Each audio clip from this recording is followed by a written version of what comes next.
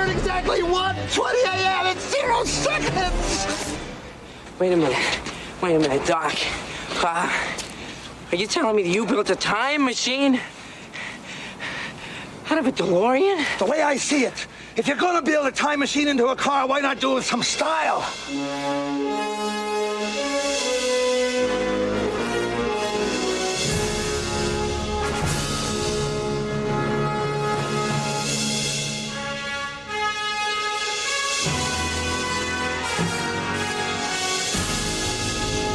Hello? It's live. Hello?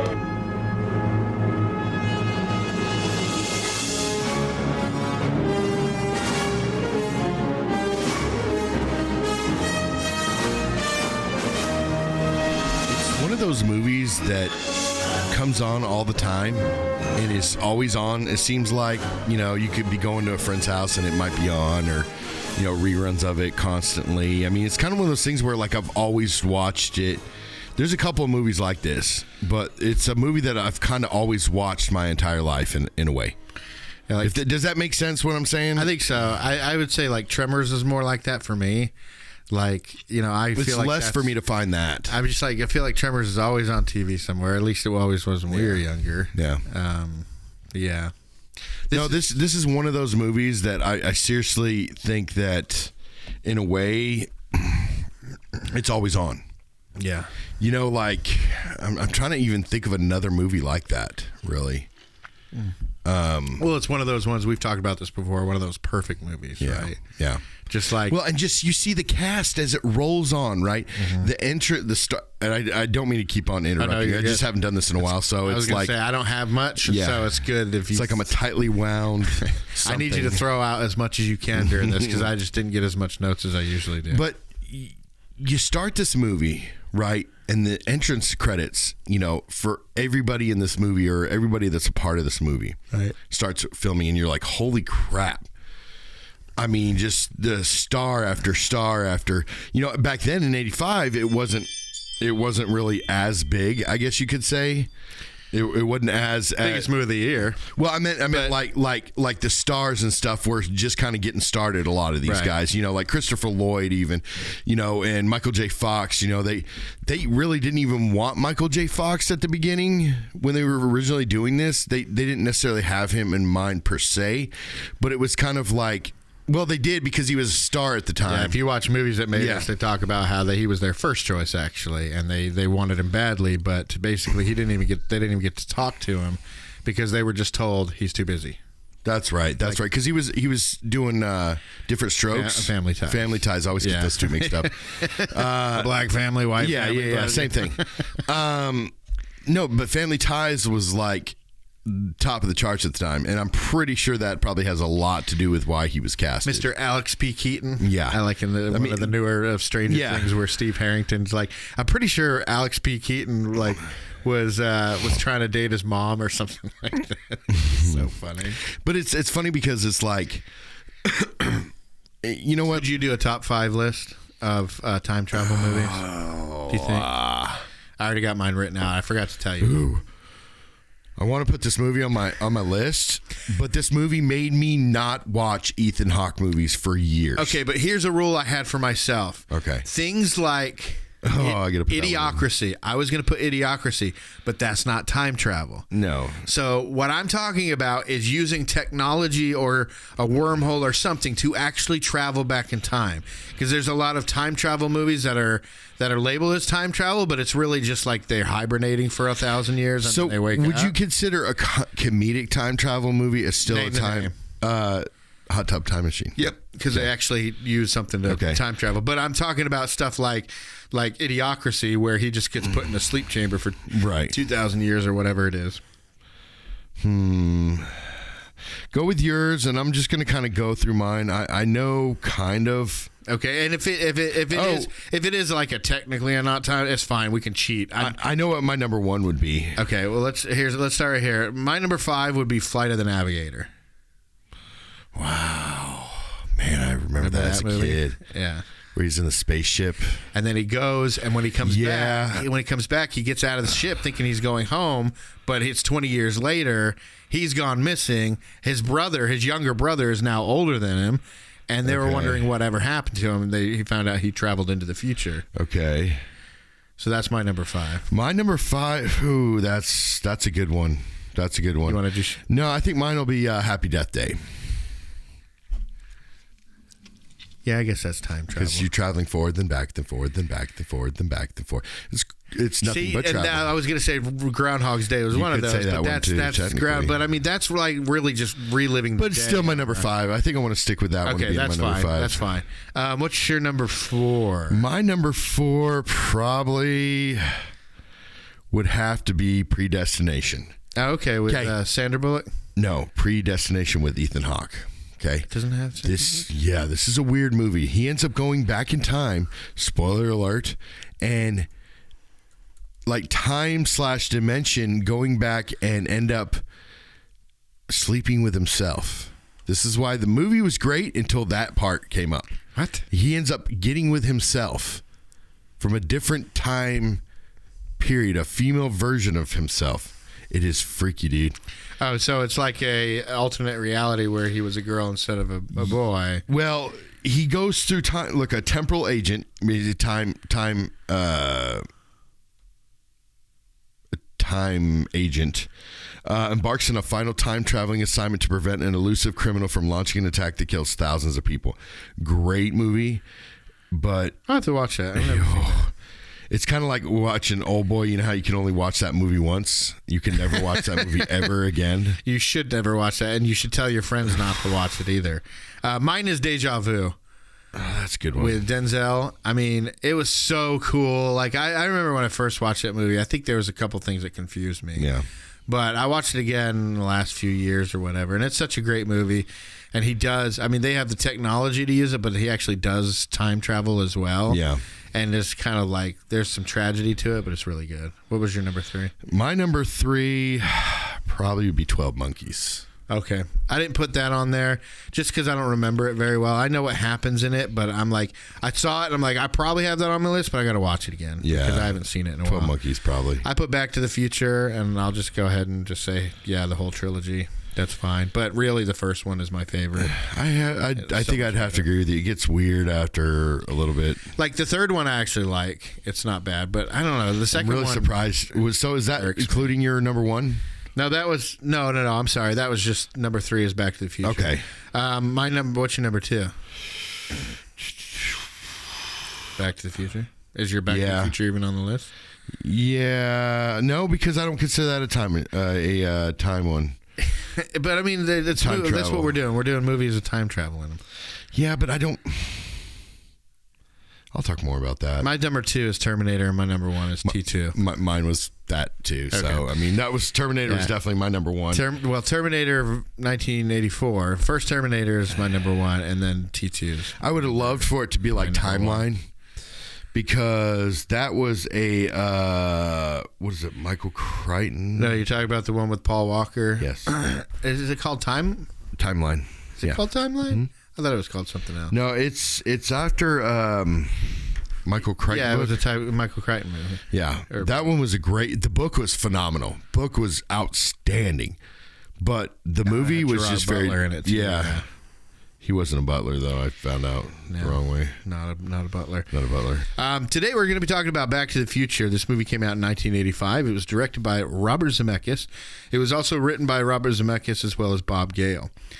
This movie stars Michael J. Fox as Marty McFly, Christopher Lloyd as Dr. Emmett Brown, Leah Thompson as Lorraine Baines, Crispin Glover as George McFly, Tom Wilson as Biff Tannen, Claudia Wells as Jennifer Parker, and many others, including the brothers and the sisters and all those people. Billy Zane is also in this movie. I think that's worth mentioning. Yeah. So this movie came out in 1985, and there's a huge story behind it. I think we've mentioned before on here, that there are a lot of these movies that we talk about are talked about also on the movies that made in Netflix that, for whatever reason, stopped making. I was really mad that they stopped making. Yeah, but there's kind of like it's kind of hit to a lot of podcasters if you think about it, because why listen to a podcast about a movie that you can watch a little with visuals, with the whole history behind the film. But typically those are like 40 minutes to an hour. We can maybe talk a little bit longer about someone, and that's just like information. Whereas we get like our personal opinions, exactly, our opinions and everything. So. But like I was going to say, that show talked about is that it's pretty notorious about how this movie was made. They had Eric Stoltz in the role as Marty McFly, although he was not the first choice. Their first choice. Did you see the screening of it? And I was like, what? I just like a Saturday Night Live version. I didn't see the whole screening, but I've seen episodes. I mean, like even his clothes, down to the clothes that he was wearing. But they kind of used that as a practice run, because by the time they got Michael J. Fox in there, it was when the director's like, look, we're making the wrong movie, because Eric Stoltz was taking everything seriously. Yeah. There was no comedy to it.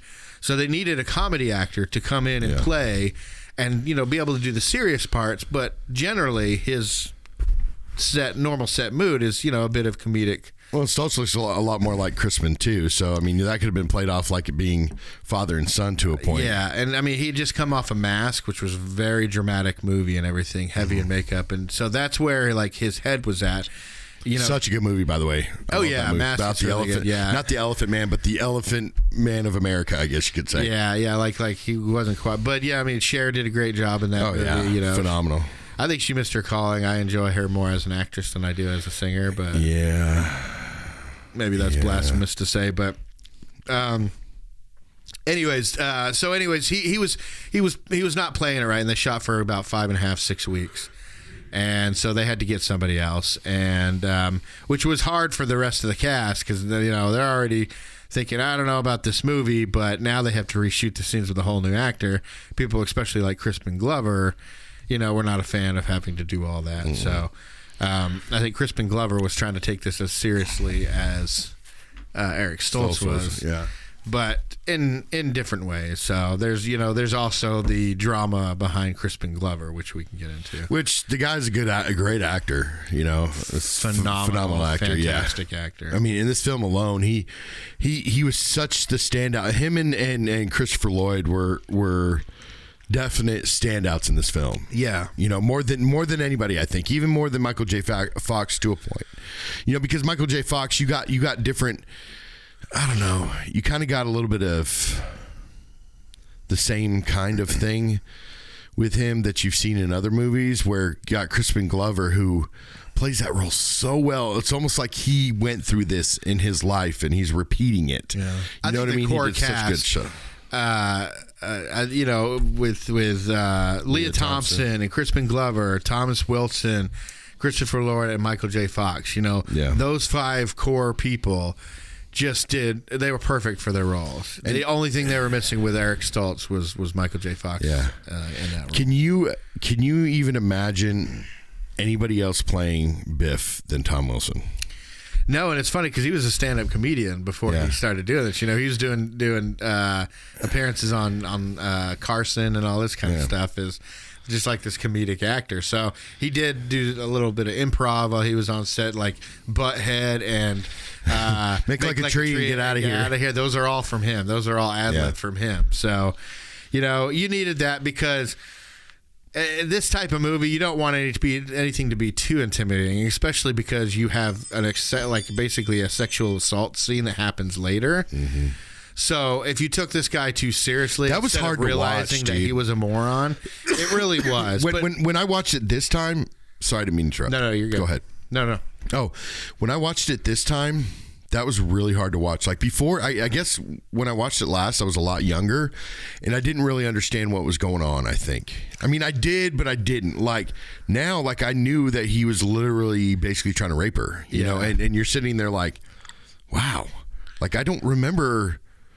Yeah, even if that it wasn't part like really full-on rape, like, he was definitely trying to, him sitting down in that car was going too far. Yeah, and then her saying literally, help me. Yeah. When none of his friends, could stand up to him, and then, Crispin Glover's character so did. Great. Yeah.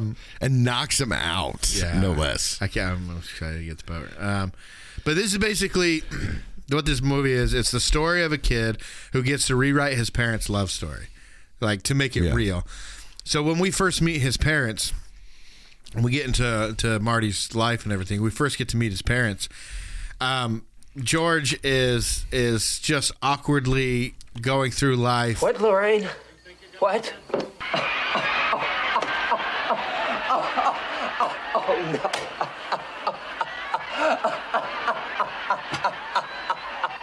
You could tell he just laughs at things that make him awkward. He's got no confidence in himself whatsoever.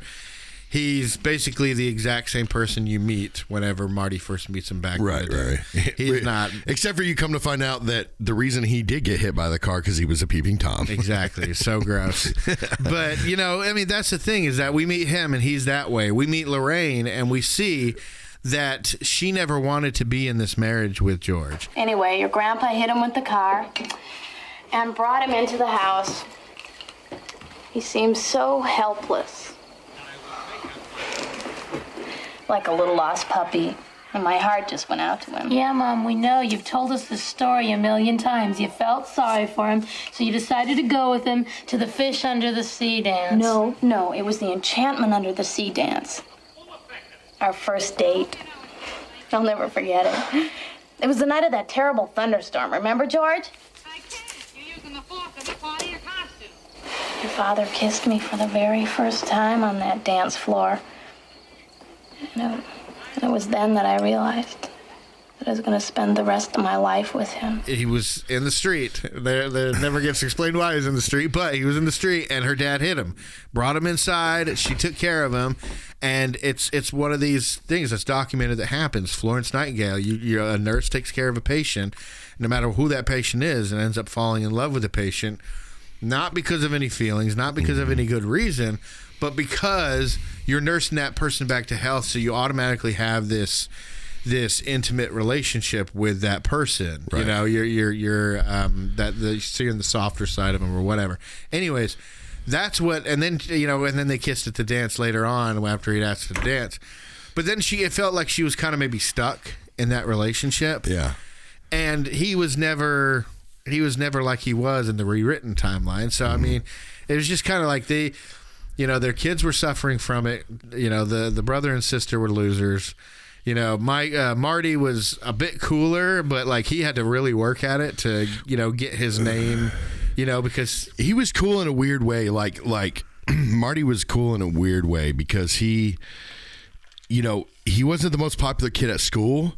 But he was also. How do we know that? We don't know much about his school life. No, but I mean, it does show him going to school and things like that, But like you realize he's not the most popular kid in school, but he's also the one that wasn't bullied, or he wasn't really bullied in school, and he kind of fit in. He just was kind of in the middle. You know what I mean? But Where his dad was on the far end, his mom was on the high end, Biff was on the high end, but he's kind of in the middle, and it's kind of like.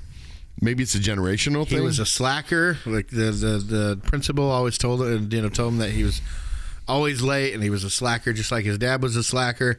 We don't see him hanging out with any friends. He hangs out with this old doctor dude, this old inventor. Not creepy or anything. Who wasted away all his family fortune on inventions and everything. And the one invention that actually works, it happens to be a time machine. Probably the most important invention of all mankind. Right. Yeah. He couldn't even control what was it? A coffee maker that would actually fill up a coffee pot because there's no coffee pot. We should be glad he's the one that discovered it, because then by part 2, he's like, I'm going to destroy the time machine because all it does is bring bad stuff. So, anyways, Marty wasn't good and everything. Kind of like Einstein with the atomic bomb, So how do you see this movie? Do you see this as a family movie? Do you see it as an action movie? Do you see it as sci-fi? I mean, I consider it a sci-fi film, but not a time traveling film, if that makes sense.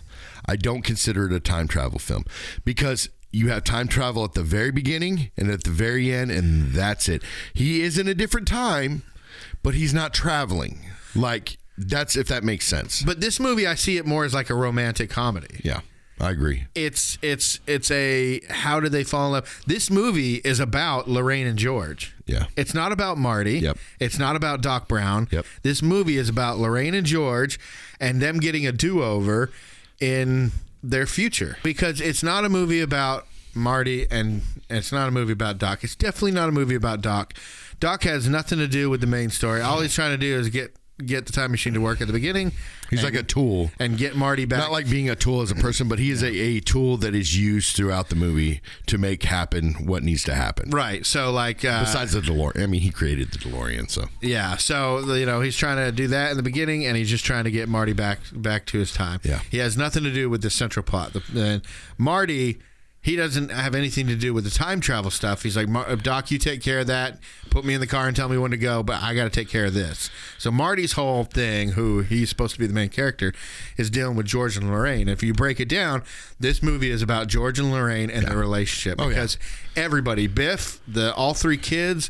Hell, maybe even Doc are all their futures are based on what George and Lorraine do and what their choices. All the way to Biff, because for the I mean the mayor, Goldie, the mayor. Yeah. Oh, sir, I'm going to make something of myself. I'm going to night school, and one day I'm going to be somebody. That's right. He's going to be mayor. Yeah, I'm mayor. Now that's a good idea. I could run for mayor. But literally, the mayor, even if it wasn't for that relationship to create Marty, who then came forward and suggested, hey, why don't you become mayor? All of it's intertwined. Okay. So, I don't know. I've talked about this very often. If you watch Cracked After Hours, that show, they do an episode on Back to the Future. Now, it actually talks about how it's actually more horrifying than you think. Because, first of all, you have Marty going back and giving this black dude in a time that he was in the 50s, the inspiration, the motivation to become mayor. So it takes that decision away from that guy and saying a white guy motivated him, right? Yeah. Okay, but if it was just that, I would agree with you. I'd do that face too. Like, what, really? But he does it again. When there's another incident, I can't think of it right now, but the other incident I can think of is he gave Chuck Berry the Johnny B. Good song. The Johnny B. Good, and as we know, rock music came from the black culture, yes, and everything. So you have one of the most iconic rock songs of all time in Johnny B. Good. And it was actually written by a white guy who gave the same white guy who gave this other guy the idea.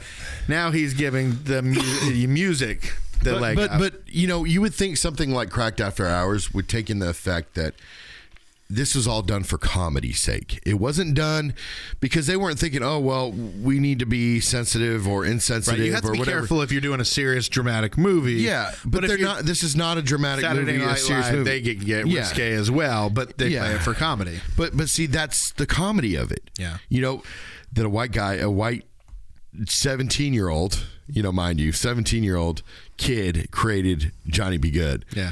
That's the comedy in there. That's the joke. The mayor, Goldie, you see the gold teeth he has. That's probably why he goes by Goldie. He was being called Goldie from that time. Yes. Yeah. So, in a sense, but it still doesn't take away the fact of what it took to become mayor. Right? It's a way to connect. If you want to look deep in it like that, think about what it took for him who grew up in that generation, that 1955, and then went on to be the mayor of that town, and he was a dishwasher. And that's the joke is that it's Marty they're trying to connect future events to Marty's time traveling. Nowadays, people are just so sensitive to the fact that it makes it a big deal when nobody was talking about that. I love every person on this planet. There are other time travel movies where you have person giving the inspiration for an idea that eventually comes around. It's kind of look at that. Back to the Future.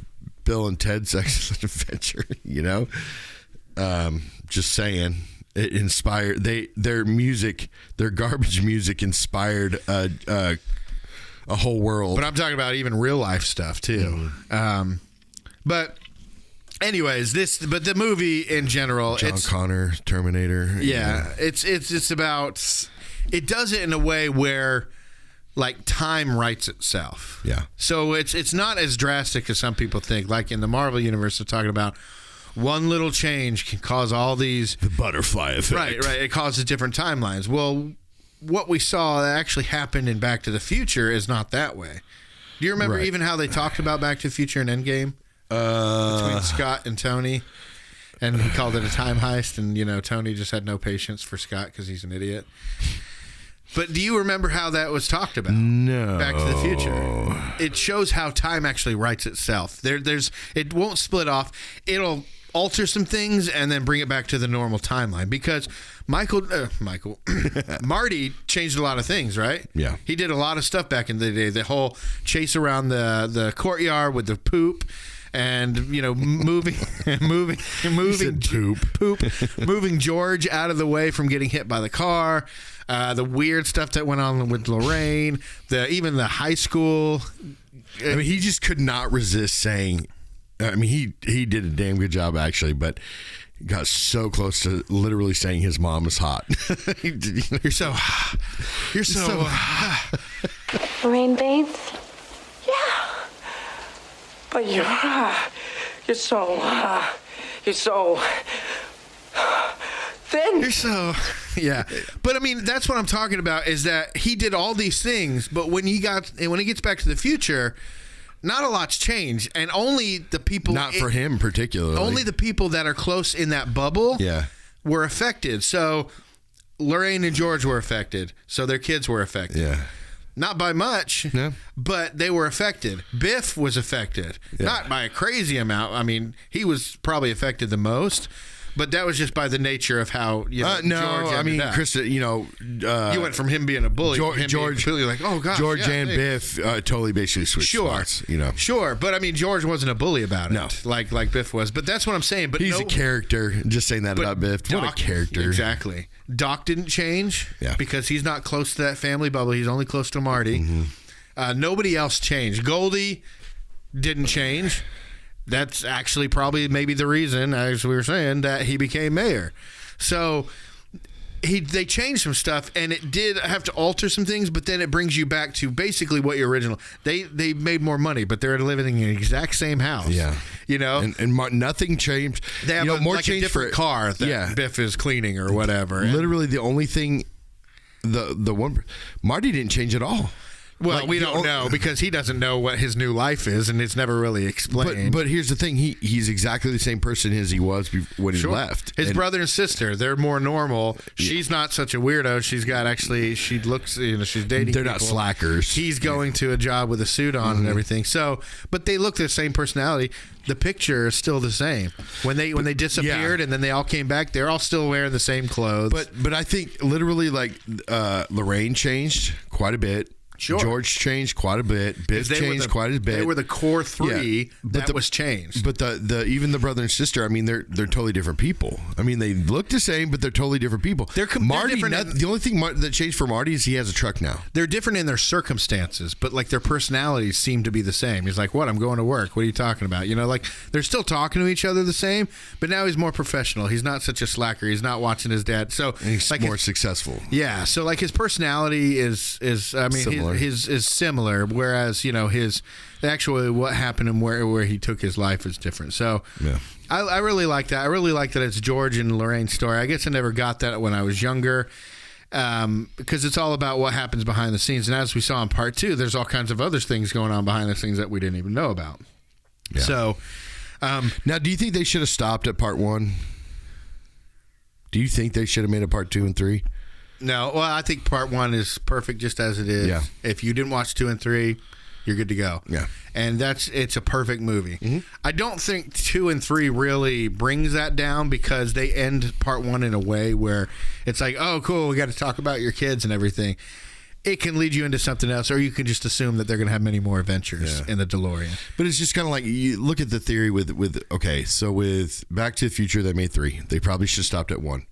Home Alone, they made many Home Alones. They probably really should have stopped at 1. Don't get me wrong, I love 2 better. I love part 2. But part 1, it was just, it could have been a perfect movie. Goonies, that's why they didn't make another Goonies. Well, most of those movies that were real popular, they got popular because they're basically perfect movies and everything. So they didn't need it. But that's Indiana Jones got better. Sequels. But Indiana Jones did get better. Some people don't think so. Star Wars got better, in my opinion. Some people are Raiders purists. Yeah, well. And even with Star Wars, some people are Star Wars purists. And they think that, Star Wars and Empire were great. It's gotten worse since then, So a lot of people think that way. So I just think that, like some of these movies, like part part 2 just was.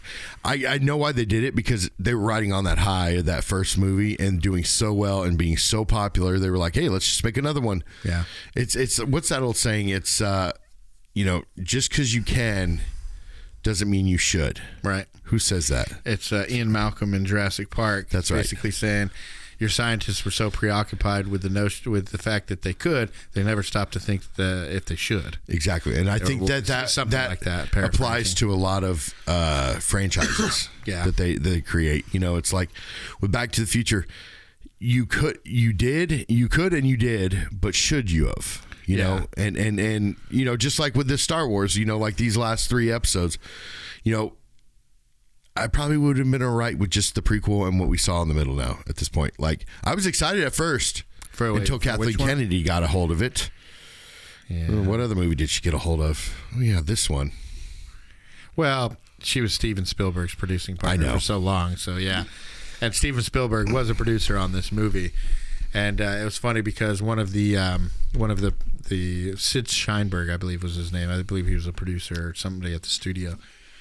But his one suggestion, or one of his suggestions at least, was he didn't like Back to the Future as a title. He thought that they should change it to Spaceman from Pluto, just like that book that George was reading before he had the nightmare where Marty dressed up as Darth Vader. Mm-hmm. He wanted to name it that. And they were like, are you kidding me? And you know how they got around it? Because this guy was very powerful and they owed him a lot. So they were kind of like, do we have to name our movie this now? It was like, because he's suggestion. And Steven Spielberg actually came up with a good way to address it, and he basically wrote back an email. Not an email, it wouldn't have been an email back then, but he wrote back in a text message. Wait, it wouldn't be a text message either. No. He sent a pigeon. Anyways, he sent by carrier pigeon this letter to Sid Sheinberg. Smoke signals. Or it was probably a fax. Anyways, it basically said something like, ha, ha, ha, that was a great joke, keep them coming. And they said they didn't hear anything after that. Well, obviously not. Because somebody said that to me on my idea, I would have been like, my whole thing would be crushed. I'd be like, good thing. Well, this guy probably was like, I'm crushed, but good thing I'm rich because exactly. It's like, well, okay. I could make them change it if I want to, but so basically the premise is this: Michael J. Fox plays this guy named Marty McFly. They live in Hill Valley, California. He has a depressed alcoholic mother. Her name is Lorraine. He has siblings, older siblings, and he has a very meek father, George. George is bullied by his boss, which is Biff at this time, who was also his high school bully. And Marty's not doing too well either. He's got a girlfriend named Jennifer, which I thought was like, I know she didn't have many scenes, but she was very much a wet blanket in this movie, just like didn't do pretty much. I like Fearless Bueller's sister, and I like the Elizabeth Shue replacement in part 2 and 3 because she's. I know her as an actor from Karate Kid and different things, The Boys and everything, but it was just someone more familiar, and I think she had a bit more personality. But, anyways, he has a friend named Doc Brown, and Doc created a time machine. You really said how they met, though, right? No, but knowing what happened in the past, he probably kept a pretty good eye on George and Lorraine's relationship. Good point. Which makes it even more creepier. But he probably kept an eye on when the kids were being born and was waiting for this little baby Martin to be born.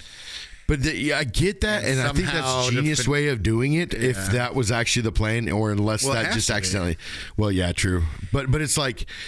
Because I think even Doc said something like, you don't know how long I've waited to. Oh no, right before he sent it back, he goes, I'll have to wait all this time to be able to talk about this night for when you get back, because he wouldn't be able to talk about it before. That's also how he knew where to vest. And I have a note here that I think that Doc knows the future, and that's why he has all those clocks at the beginning, because he knows that the day is coming when he's supposed to die and this time travel is supposed to happen. So he's got all these clocks to make sure that he's on time with everything. Anyways, what were you saying? I don't know. But hey, did you ever think that maybe Marty was adopted to a point? I mean, now weirdly explains why that's not true, because they named him Marty after himself. If he was adopted, I'd feel so much better, because he's nothing like his dad. No, or his mom, really. He is willing to Well, maybe more like his mom, I guess. And we don't find out he has an anger problem until parts 2 and 3. That's when they introduce the whole, what are you, chicken? no one calls me chicken. You know, that happens just in the part 2 and 3. There in this one, he was a lot more laid back, a lot more chilled and everything. But I mean, he was willing to stand up for himself and to grab somebody that's that big by the collar. Yeah. You know, and everything, not caring. George would never do that. Yeah. I don't know if Lorraine would ever do that. So where does he get that from? Plus, it would make me feel better when he's in the car with his mom. Anyways, he meets with Doc, and he finds out that Doc has actually built a time machine in the DeLorean. Now, the creator, I think his name is John DeLorean. Yeah. Something like that. He wrote a letter to the writers of this, thanking them for immortalizing his vehicle. Yeah. This vehicle that was a piece of crap. I mean, you hear about this DeLorean. It's so cool looking. It was used in this movie the way it was, but it sucked as a car. I mean, it would constantly die. I don't think it went over like 60 miles an hour. No, yeah. So the whole getting up to 88 miles per hour would be doubtful unless it was a brand new one, maybe. You know, they also said that as long as Zemeckis and Gale are alive, they will not make sequels, prequels, or any alteration to the films that are current. In a rare instance, you have something as big as this property, Back to the Future. It's one of these rare instances that it's not owned by a studio. Nope. It's actually owned by Zemeckis and Gale. And the two Bobs said that it will never be remade or rebooted. Yep. They had talked about doing a sequel. Michael J. Fox is beyond that now. I don't know if you've seen his most recent where he was on stage. His takes. I don't want to get into it too much, but it's tough watching it and everything. But anyways, he goes there and he had this power by plutonium, which some Libyan terrorists had gotten, and he gave them a box of parts, making them think that it was a bomb that he built for them, but he kept the plutonium for his time machine. So they come and they shoot up Doc, and Marty jumps in the time machine. Don't know what happened to Einstein, but Marty gets kind of weird. Marty gets in the time machine, goes back in time. A bunch of things happen. He meets his dad along the way. Biff. He meets Biff. He meets Lorraine. Obviously, there's the story beats that everybody's used to. He finds out that his dad's a peeping Tom. But it's not like he goes and watches everybody. He's watching Lorraine. It doesn't make it any better. No. Especially since it's not like, oh, I'm just in love with her. No, you're watching her change, and it's weird and everything. It's weird. But anyways, it goes back, and it ruined, he dropped down from the tree, his dad did, George McFly did when he was peeping, and he got hit by Lorraine's dad in the old timeline. This new one, Marty, not thinking, pushes him out of the way because he automatically sees a car coming. He's trying to save his life. But I'm sure he's been told this story many times that his dad got hit, but he prevented it from happening because he just acted on instinct. And it said he was the one that got hit. Well, hilarity ensues because Lorraine is like infatuated with Marty and she's always talking about him. It isn't until they're at prom night, he's taking her in the car and she finally does kiss him, and everybody, the whole audience, even up to this day now, just like, oh, and they get like, this is so weird, gross. You just have to keep it in your head that they're not actually related. Yeah. And then she kind of actually says, it's like, this is weird. It's kind of like kissing my brother. He's like, I know what you mean. He's like, well, that makes sense and everything. Yeah. But the coolest scene of the entire movie for me, I'm going to go ahead and state my favorite scene of the movie, is George coming, thinking that he's coming to, because George and Marty have concocted this thing. Since Marty screwed up their first meeting, he's going to create a second meeting for him. But I like how the timeline takes, like I said, it does its own thing. Like Marty had these plans to, this is what we're going to do.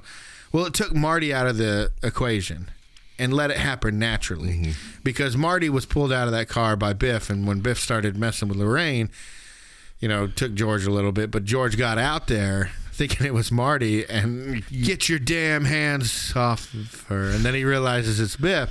But it's cool because then he gets him in a little hold there. And when Lorraine jumps out to help and she gets thrown to the ground, then you see that George really is in love with this chick. He sees her being thrown to the ground. And that's when he gets this rage, balls up his fist, and just lays Biff out. Hits him way harder than Marty ever did. Hey, you, get your damn hands off. Oh, I think you got the wrong car, McFly. George, help me, please. Just turn around, McFly, and walk away. Are you deaf, McFly? Close the door and beat it. No, Biff. You leave her alone. All right, McFly. You're asking for it. And now you're gonna get it. Biff, stop it! Biff, you'll break his arm! Biff! You're gonna break his arm! Biff! Biff, leave him alone! Let him go! Let him go!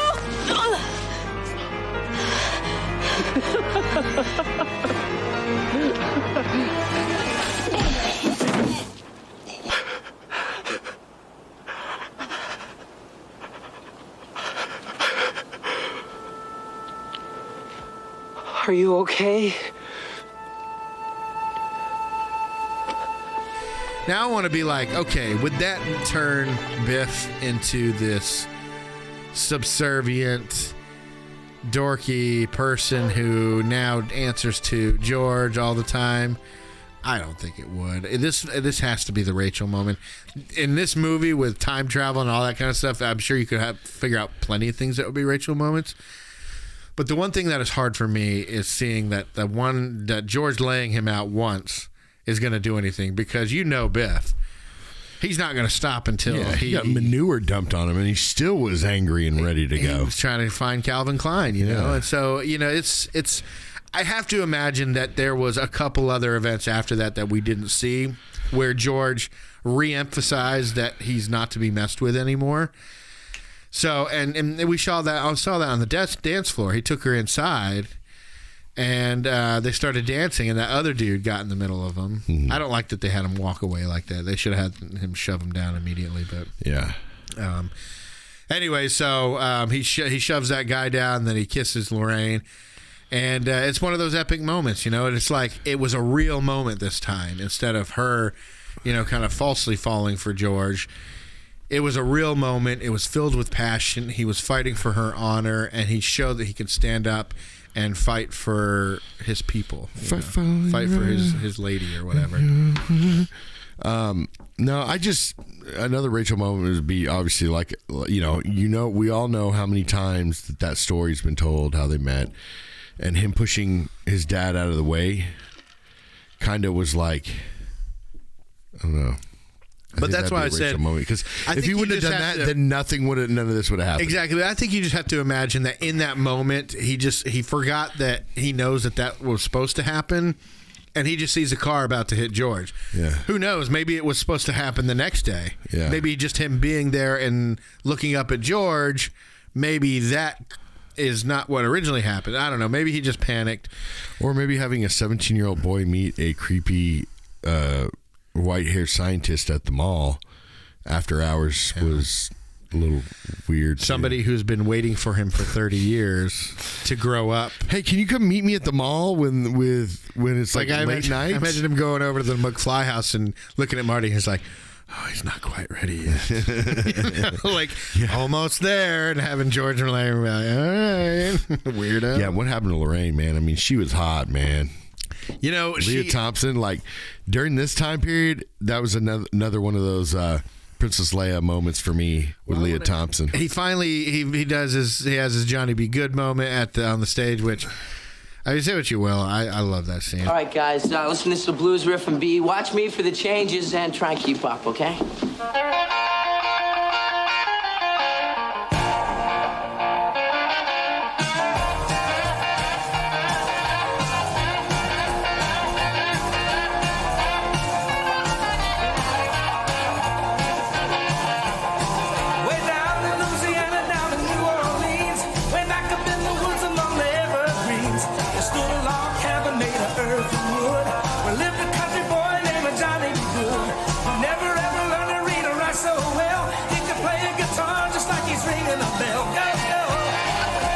That's a great scene, but it's not my favorite. Okay, do you want to wait, or do you want to say what your What's your favorite? No, I already said mine. Okay, my favorite is when he gets Biff.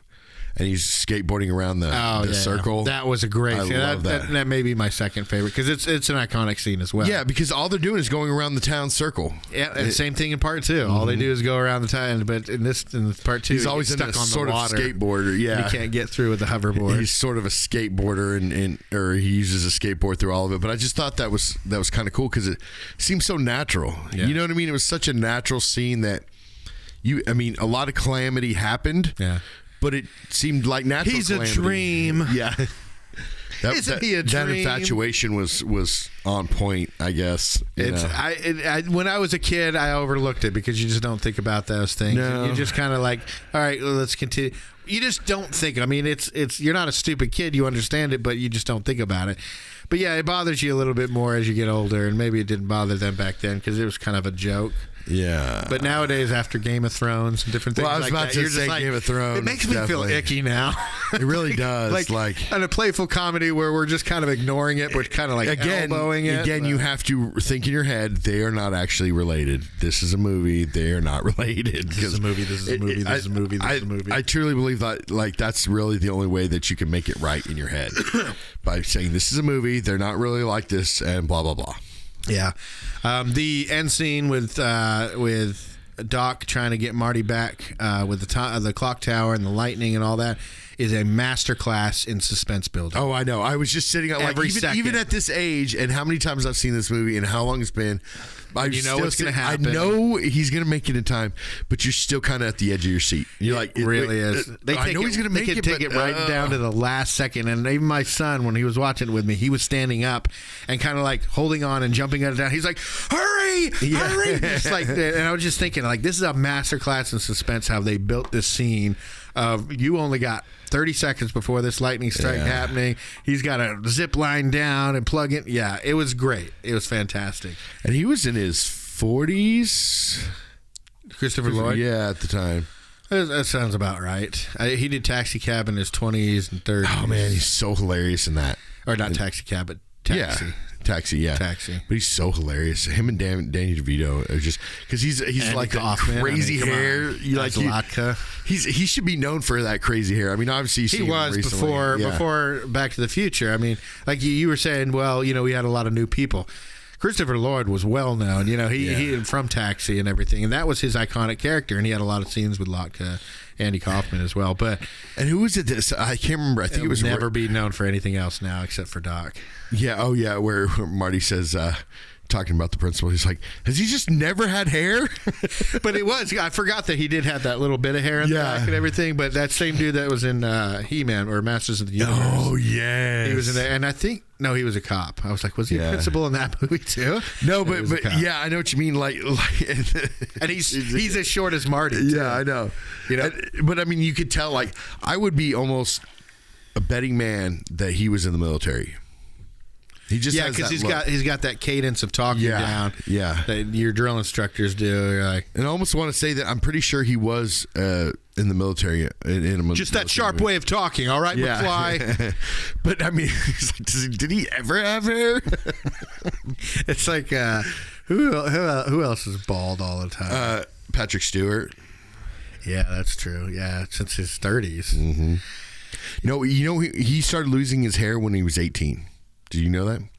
Well, I mean, Steve Martin started going gray in his 20s. I mean, by the time he was 30, he had all white hair. But it's almost like now, even if you think about it, like I remember Steve Martin when he would do the Johnny Carson impersonation, or when he would do Johnny when he was Carson. in Little Shop of Horrors, he still had color in his hair and everything. But I just don't. When I think Steve Martin, I think of him now. His color, that white grayish hair. Same thing he had in Bowfinger. So same thing, which I want to do one day on the show. You really like that movie, dude? I love it. Chubby Rain. Come on, man. This is such a great movie. It's one of Steve Martin's best.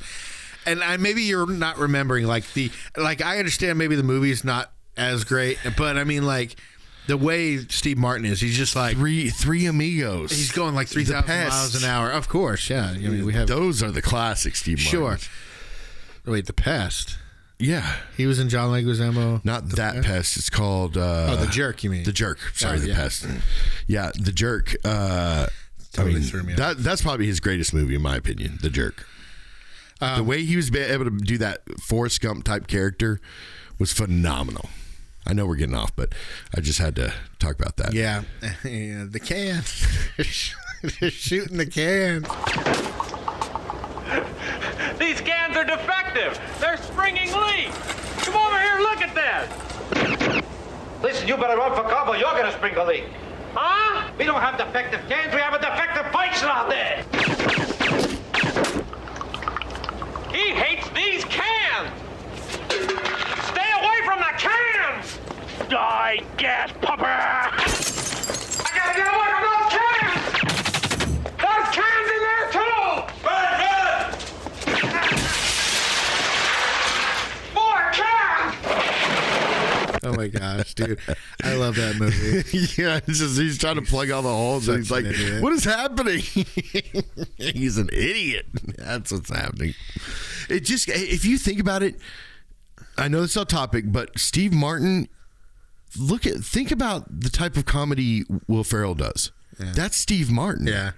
That just character type, but almost seems kind of like one of his personalities. Like Steve Martin was good about one of his different characters were almost like one of his personalities. Like he had multiple personalities, and that was just one of his personalities. Just like with Will Ferrell, all these different characters he plays, it's just a type of person, one of his personalities. Yeah. And there's, man, that's like a light bulb moment for me. The fact that if I think about it, that's where Will Ferrell had to get a lot of his influence for Chris Steve Farley Martin doing the Belushi stuff. Yeah, exactly. So it's you don't think about these kind of things. Did you know that Bill Murray hated Chris Farley for that?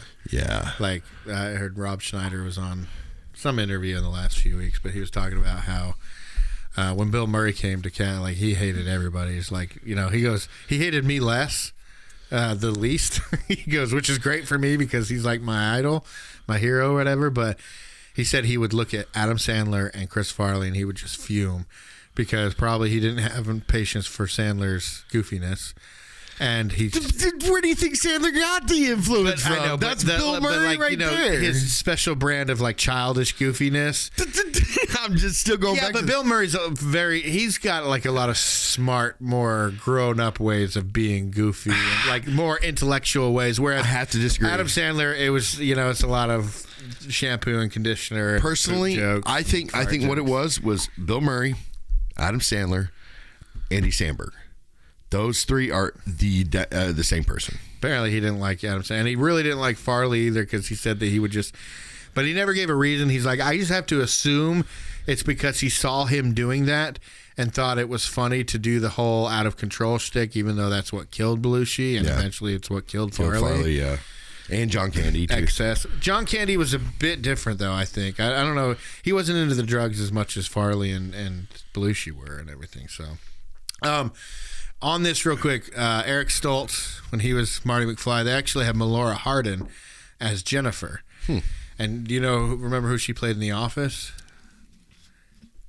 She played Michael's boss, Jan Levinson. That's right. So Jan Levinson, the one that he started hooking up with, Yeah. they eventually, went their own ways and everything. But Don't ruin it. She was the original Jennifer, but when they hired, wow, she's been around that long. Yeah, that's crazy. When they hired when she was doing The Office, she was Steve Carell's age. They were in their like 40s and stuff. Well, I know, but Steve Carell really didn't become. I mean, he was in the same comedy troupe as Belushi and all these guys. He wasn't in that troupe. It was a different one. I can't remember what I thought it was out of Chicago, though. It wasn't, but it wasn't the same one that they did. I can't remember what it was because he used to be in these like burger commercials and stuff like that. Yeah, but he didn't really become famous until he was in his 40s. Yeah, I know. Not Steve Carell. Yeah. His big breakout was Michael Scott and then the 40-Year-Old Virgin, but. But anyways, she was too tall. Eric Stoltz is like almost 6 feet, I think, or maybe he is 6 feet. But Michael J. Fox is 5'4.5", or at least he was at the time. So short. Yeah, I mean shorter than Tom Cruise. Yeah. Don't sue us. This is Drew. I didn't say it. They're going to come after us. Not us. Don't say us. But anyway, so they didn't want that huge height difference. So actually, Melora Hardin, she was going to be the original. She got fired just because she was too tall, which sucks for her. And I feel bad that happened. But her career could have jumped off right at that point. But unfortunately, not like the character that played Jennifer, who went away, and I never saw her and everything. But you know, and also Christopher Lloyd was 6'1", with Marty being 5'4". They said they had to play some camera tricks, like keep them far away, but when they were close, if you notice, Doc Brown kind of hunches over. They only did that to make the height difference a little better in those scenes and everything. So I thought that was interesting. Now I want to talk about Crispin Glover real quick. Yeah. For those that don't know, there's been a huge controversy with this movie and Crispin Glover, and more specifically, the sequels to this movie. Yeah. Now, he was a little bit... And the very end of this movie, I thought. He was a little bit difficult. Well, no, because they had to recreate the ending in the next movie with a new Jennifer, and that's when they had the other George in there. I don't think it was at the end of this movie. But they did have some issues with this because he kept walking out of frame, and he's like, well, sorry, that's where George wants to go. And so they built a little planter's box around him and put him in the middle of it and say, now this is where George wants to go. So he had to stay there because they have marks, you know, the actors know where if they're in or out of frame because of their marks. And he would just walk out of frame because that's how he wanted to do. And he said he wanted to start sweeping. It was either sweeping or something with a stick or whatever. But I think it was sweeping. And they're like, why are you doing that? He goes, well, it's just he got real metaphorical about it. And Michael J. Fox was like, I don't care, whatever. You know, it was when they were doing the scene by the laundry line, though. But they brought back another actor to do some parts for part 2, part 3, to have George do these certain scenes, and he didn't play them how Crispin thought they should be played. They used prosthetics to make him look like Crispin Glover, and then they cut in unused footage of Crispin Glover in part 1 with this, so that it gave the impression that Crispin Glover was still doing this character, and that's what he was upset about.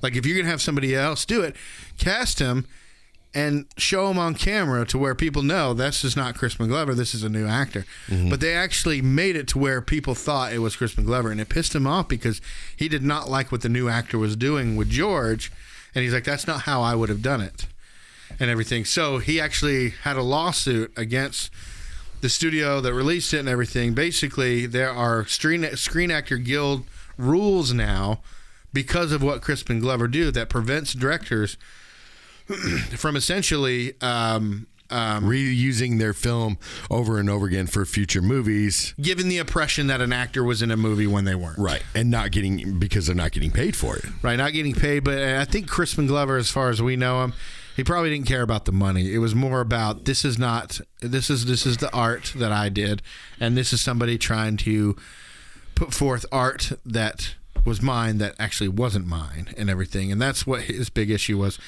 He says to this day he won't talk to Bob Gale. He hates Bob Gale because Bob Gale is the one that made a lot of those decisions.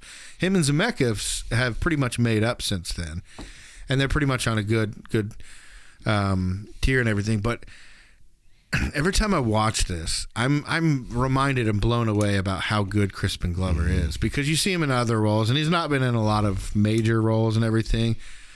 I used to think that guy, Willard. Yeah. And that movie about the creepy guy, and he was also the bad guy in one of the Charlie's Angels movie with Cameron Diaz, where he'd cut the hair and he's like, you know, he's just like such a weirdo in that movie too. I always thought that he was the guy from the Stand movie. Remember? Oh, yeah. I always like they're a Harold. lot. Yeah, but Harold's a lot like his character in this movie, kind of. Yeah, kind of like a mix between Crispin Glover and who's the guy that we like from 2 Days in the Valley?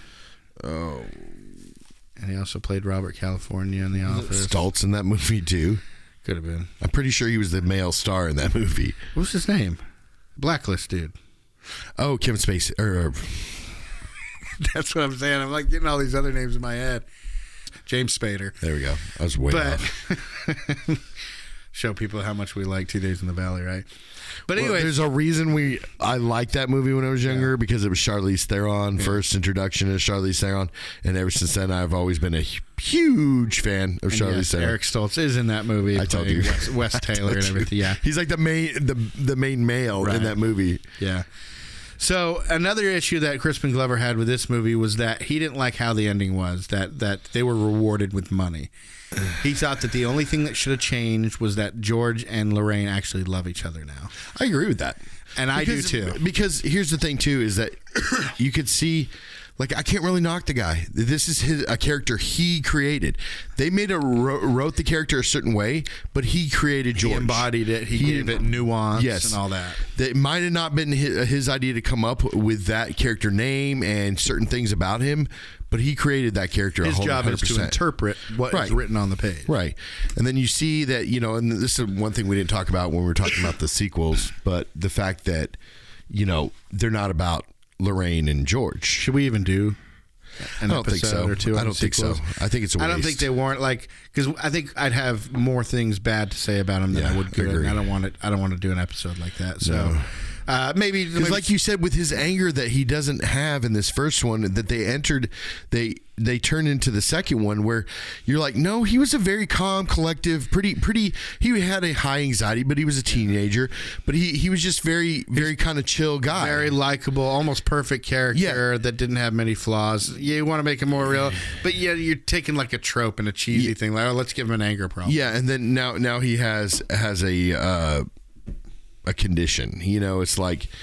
It's like let's throw in some more personality to him, and it's like, well, it's Michael J. Fox. He throws up a ton of personality. If it was done in the first movie, like the whole chicken thing, it seems like that came out of nowhere in part 2 and 3. Like, wait, but I mean, it's like, well, how often does something that happened a lot in these movies? In the third one, the Old West Biff called him a chicken, and the future Biff called him a chicken, I think. And I don't know. It's just all these. Yeah, and that's another thing. They probably. I mean, I understand that. One of the movies that actually. Most of the movies, Biff's always the villain, right? But it was like he pretty much is in all. Yeah, he is in all 3. Yeah, but you take the 2 main characters the movie originally was about, remove them, and keep some of the worst characters. And it felt like 2 and 3 were all about patching up the mistakes that were made. Yeah, but that didn't need to be done. That didn't need to be. Yeah, in part 2, we saw a future that may not have happened, because remember, they went back and fixed some things. Yeah. I don't know if that happened or whatever, but. And then 3, you get Doc. He was just stuck back in the West, and so Marty had to help him out, with that and everything. But, yeah, the first one was so much more pure because it was about. It had the, it tricks you into it because, like, there's a time travel, there's DeLorean, there's this crazy Doc guy, there's a cool Marty, and he skateboards and does all this. But it's about George and Lorraine, and it's so cool to see them go from a failed marriage that no effort was put in or anything, because they kind of just settled with where they were at. And Marty gives them the opportunity in the past to make something of themselves, to make something of their love, to be purposeful, not only about what they do, but about how they act with people, who they love, and all that kind of stuff. And it gave them a better foundation for their marriage, fixed their entire lives basically, just by providing that opportunity. And that's what I love about it. And I do think Crispin was right that in the end, it should have just been about the love. I mean, look at the movie that was there's a song that is written for that's the main part of the movie. Huey Lewis. Don't need money, don't need fame, don't need no credit card. Just ride the train. Yeah. Exactly. So I mean, when you have that, it's like that's the power of love, right? But it would have been cool, even Huey Lewis knew that's what it should have been. It felt like Zemeckis was the only one that didn't know. Yeah, and I don't hate to say it. I'm not going to say I hate to say it. I love Huey Lewis in the News. That's what I remember during the summertime when I used to remember the music. Because again, we listen to a lot of country and we listen to a lot of this type of music. And then Mom has to listen to a lot of different things. Mm-hmm. But it just, I think of Huey Lewis in the News, and I think of, going to the beach in South Texas, or during summer times and stuff like that, I think of Huey Lewis, and I love the band. The band is just such a fun band that comes up upbeat with pop great music. rock music. It's great. They're classics. Yeah. They'll be. I think they might already be in the Hall of Fame. But I mean, they're just. And for those that don't know, did you see the Huey Lewis cameo? Oh yeah, he was one of the ones that was judging the talent show. He's actually the one that stood up at the bullhorn and was like, right. "All right," and looking around while he was playing his own song and everything. But I don't know. I agree with Crispin that should have been it should have been. Yeah. But I mean, they didn't diverge too much from it. They might have had a little bit better of a car, but they had the same house. They had a better job, and he did his dreams stuff. But I think what really irked Crispin was the truck. Giving Marty the truck that he wanted because they made money now and their future's better, when he should have just been happy that his parents were in love and that they had a better relationship and carry that on or whatever. But I'm definitely in Crispin Glover's corner when it comes to that. And I agree, and even to the point with like Biff, it's like. He already got their revenge on Biff. He knocked him out in front of everybody. That's probably should have been enough. It would have been kind of cool if Marty would have went outside and Biff was living right next door, mowing his own yard or something. Just something that says, he lives the same life they do. You know what I mean? Right next door. Just go outside, watch Biff mow the yard. Yeah, we didn't need him waxing everybody's cars or anything. It could have just been, because that's unbelievable to me. I think Biff is always going to be the same type of bully. Yeah. But what I do think would be believable is that he stopped bullying George, because now he knows that George will come back, because that's how bullies are. Once you stand up for yourself, then you find out that they're not all that. It's such a great movie. It's one of those those perfect movies where generational. It hooks still, because the beginning I was sitting there I was like, man, this is taking it takes a good 30 minutes to get into the whole time travel thing. Was it they were saying that you don't even see who is it, you don't see Doc until the mall, because you hear him on the phone at the beginning, but you don't even see him until they're in the parking lot. Said something like 45 minutes to an hour before you actually see Doc. I think, because I wanted to say 30. I was like, well, maybe it's 20. But I'm pretty sure it's a good 30 minutes before we even actually get into the time travel. Yeah. Then we're at the mall. Then we're doing it. But there's a lot of setup. But even it's good. That I like it. Being said, I had my son and yours here. We were watching it. And your son didn't quite get much into it. But why? Did he have his phone in his hand? I think he was tired or whatever, because he did fall asleep. But like Henry, he loved it, and he likes to see a lot of action and different things like that. But the story caught him really good.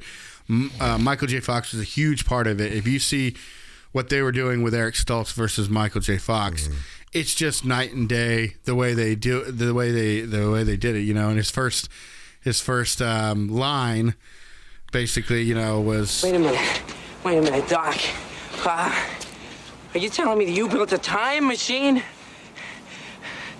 Out of a DeLorean? The way I see it, if you're going to build a time machine into a car, why not do it with some style? And that was his first, and they said, once they got on set and he did that first scene, they were like, okay, we got this. This is going to be a whole different movie, because there was a comedic aspect into it, instead of Eric Stoltz, who wanted to do this more serious. And even the weather was darker when they were filming. So, it was a huge change. And this is actually a big thing for Michael J. Fox, because when they got him, he was still doing Family Ties. So he would do Family Ties in the day. And then he'd get into a station wagon, which they put a mattress in the back of, and he would sleep, going from Family Ties to the Back to the Future set. Barely have time to read scripts and everything, but he would sleep between, the drive from one place to another.